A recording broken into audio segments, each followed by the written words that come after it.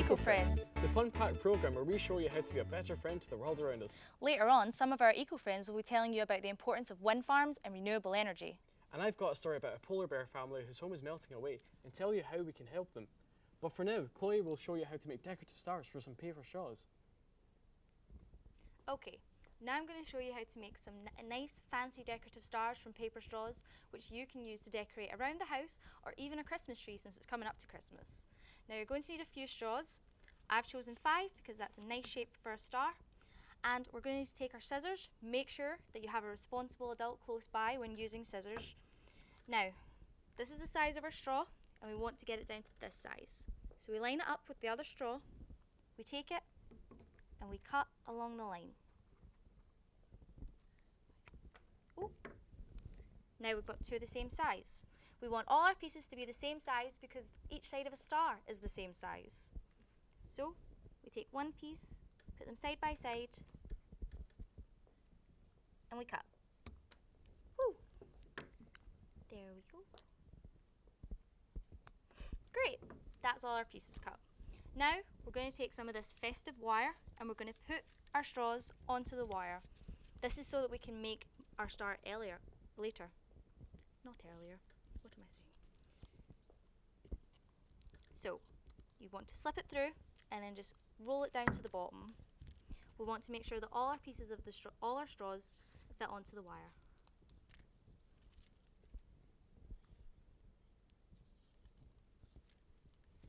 Once we've got all our pieces of straw on the wire, we want to make sure that there's a little bit left over at either end because we're going to need to tie it like a knot.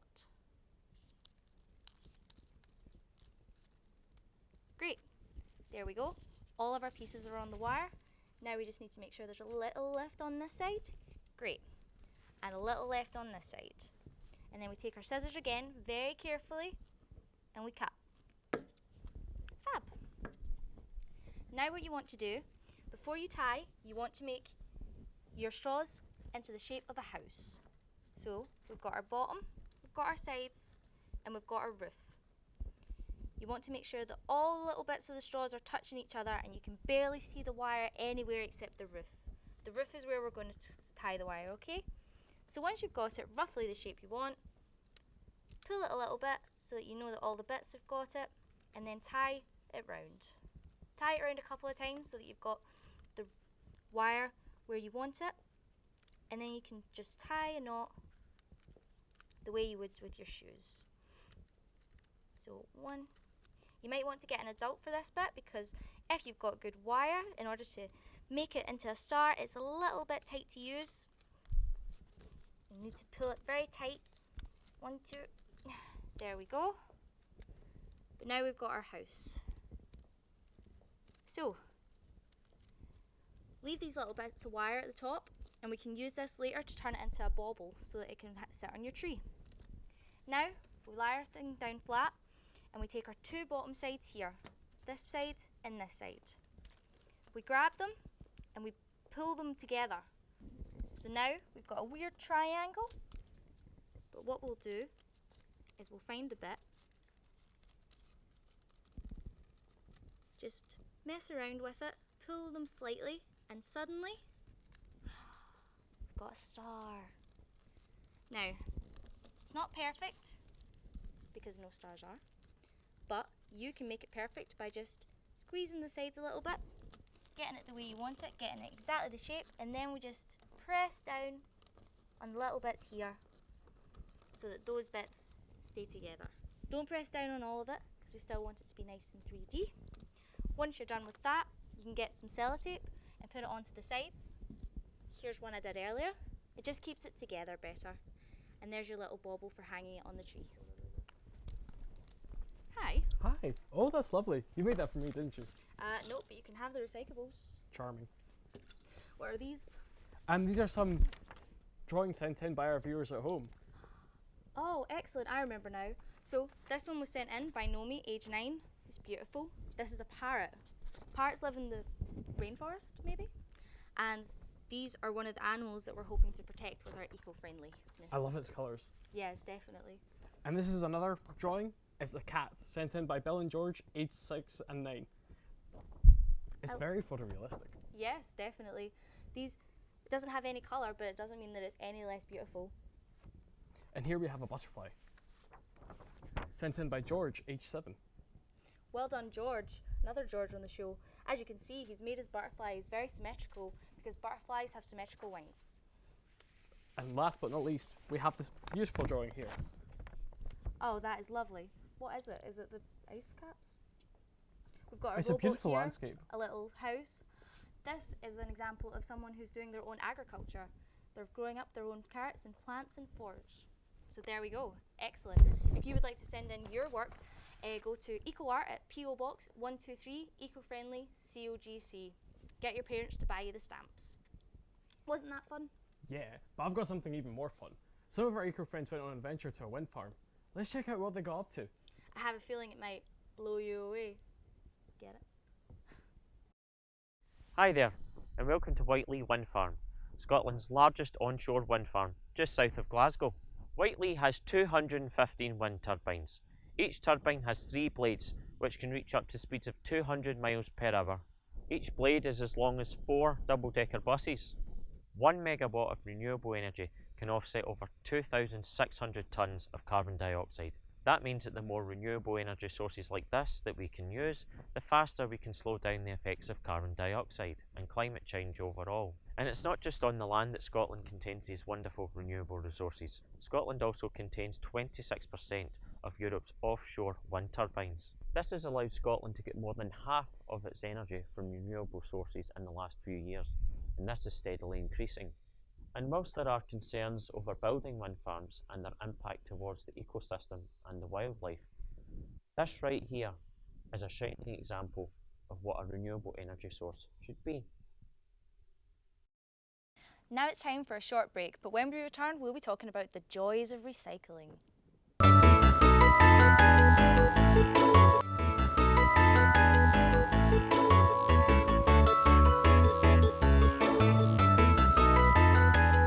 Welcome back. The planet is our home and it's up to all of us to take care of it. What do you think is one of the best ways that we can help? Recycling? That's right. Now we're going to discuss the importance of recycling and to make sure that we do it correctly. Which is why we have this. A bin, Not just any old bin, it's a special bin for recycling. a whole bin just for recycling. That's right. You can tell that this is a recycling bin by the colour. Generally, the blue bins will be for recycling and plastics and papers. Now I brought along some rubbish. Which of these do you think would go in the recycling bin? Well, you've got some paper, plastic, bottles and food tins. I feel like we can definitely put the paper in. You're right, we can recycle paper. Into the blue bin it goes. Except it's a green bin. Did you guess correctly at home? Is there anything else here that could go into the bin? You bet. The water bottle. Just remember to unscrew the top before putting it in.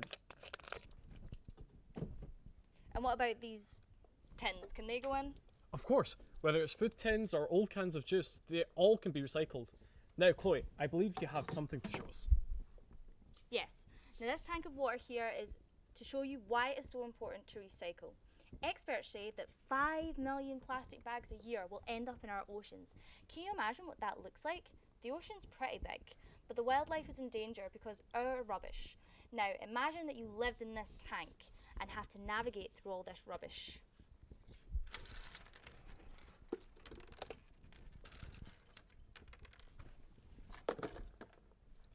It wouldn't be pleasant. No, I don't think so either. Thousands of creatures in the ocean die every year because of our rubbish. They can get trapped in it or even try to eat it. So it is really important to not dump rubbish on a nice day out at the beach. Yes, and if you are on a day out and there isn't a bin nearby, keep a hold of your rubbish until you come across one. It is one of the best ways that you at home can help to keep our ocean wildlife safe and thriving by not poisoning their home. These are just some of the things to keep in mind when it comes to the environment and protecting it. Surf's up! Hello, are you ready for a story? Have you ever wondered what it would be like to live in a house of ice? Well, my friend here, the polar bear, lives in one, and tonight's story is about a polar bear family and their ice home. Drip, drip, drip. Drops of water fall on baby bear's head, and he wakes up with a jump. Hey, shouts baby bear, who splashed me with water? He looks around and he can't see anyone except mummy bear snoring. He wakes up, Mummy, Mummy, Mummy. The roof is leaking. Mummy bear looks up and she sees the drip and looks outside at the big bright light shining in the sky. Don't worry, Baby Bear. It will go away. Baby Bear's tummy gave a big rumble. I'm hungry, he said. So they set off outside to find some food. They walked across the ice, but Mummy Bear stopped. She heard another rumble. Is that your tummy again, Baby Bear? You are hungry. Baby Bear looked at her and said, no, it wasn't me. Just then came another big rumble, and the ice under their feet started to shake, and a crack appeared between them and the ice separated. Mummy, shouted Baby Bear, help! Mummy stepped back and ran and jumped across the crack and gave Baby Bear a big hug. The bit of ice Mummy Bear was just on started to float away and watched it go. They were now surrounded by water, so Mummy Bear took out her fishing rod and caught some dinner. When they got back to the house, the dripping was even worse. They went inside and had to get buckets to get rid of all the water. What's going on, Mummy? Asked Baby Bear, and Mummy Bear pointed to the big bright light in the sky and told Baby Bear that someone had left it on for too long and it was melting all their ice home. But not to worry, who left it on would remember soon, and everything would be okay again. Baby Bear looked at her and said, I hope so, Mummy. Me too, said Mummy Bear. Now go to sleep. Now we know the big light in the sky can't be turned off because it's the sun, but the lights in your house and all the electrical appliances can be turned off at the switch. And if you do this when you're not using them anymore, it can help make sure polar bears' houses don't melt away. We hope you've had fun tonight. We know we have. And learn loads of interesting things about recycling and the environment too. The environment is very important to us, and keeping our friend, the Earth, safe and tidy is a great way to be a super eco-friend. If you'd like to help more, ask those at home what you can do to help around the house to recycle, use less electricity and be more green. But that's us for tonight. We hope to see you soon. Bye-bye. Bye bye.